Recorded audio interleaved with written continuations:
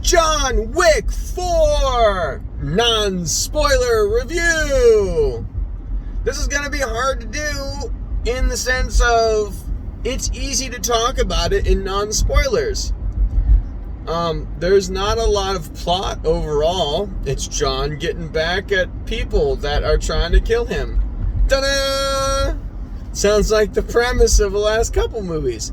But it doesn't disappoint. The action is insane. The music is insane.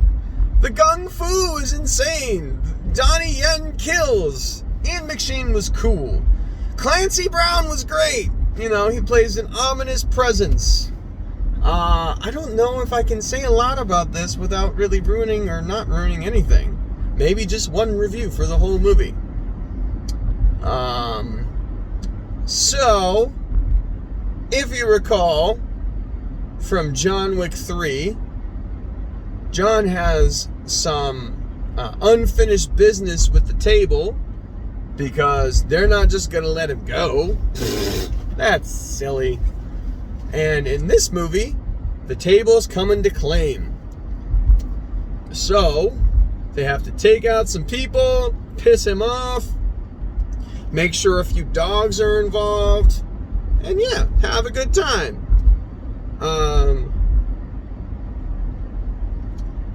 There's some cool subplots, especially with Donnie Yen. His journey through the movie seemed almost as important as John's journey. I could be wrong. And there's another character called Nobody that we get introduced to, and that was probably one of the especially things that was unresolved. We get to know this guy. He seems to know a lot about what's going on, but we don't get to know a lot about this guy. He has specific things he needs, but we don't know why. So I would say Nobody is probably one of the most intriguing forward characters that they have in the entire movie. The Continental and all of its mythology is still grandstanding and super cool. Hey look, a bunch of police. Woohoo! Love me some driving home, where there's lots of popo and the drive-ins and the walk-ins. It's the best part about the video, right? The action is amazing. The stunt coordinators, I feel like every time they make these movies, they up their game. I was wondering if there was an official body count in relation. I'm sure I can look this up. How many people died in John Wick 1, 2, 3, and 4 now? And I bet you the body count just goes up and up and up and up. One of the cool fight sequences that was used surprisingly well, John Wick gets a hold of some nunchucks. I can't say I've ever seen nunchucks used in I don't know. I don't know that I've seen nunchucks really used in live action, I suppose, against people's skulls and such. And I was thoroughly impressed. And it also felt like Keanu Reeves had been given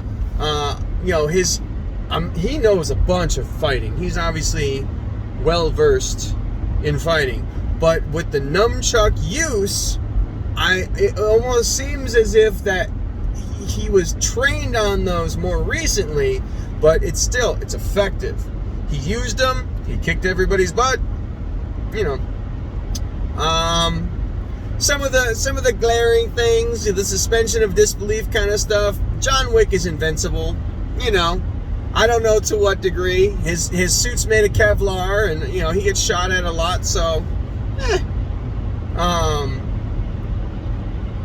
it did seem like every assassin on the planet is like a stormtrooper. Pew pew, shooting at John, missing, shooting at John, missing again, hitting him in the Kevlar. But John takes some serious hits. Just not enough to really hurt him long term consistently.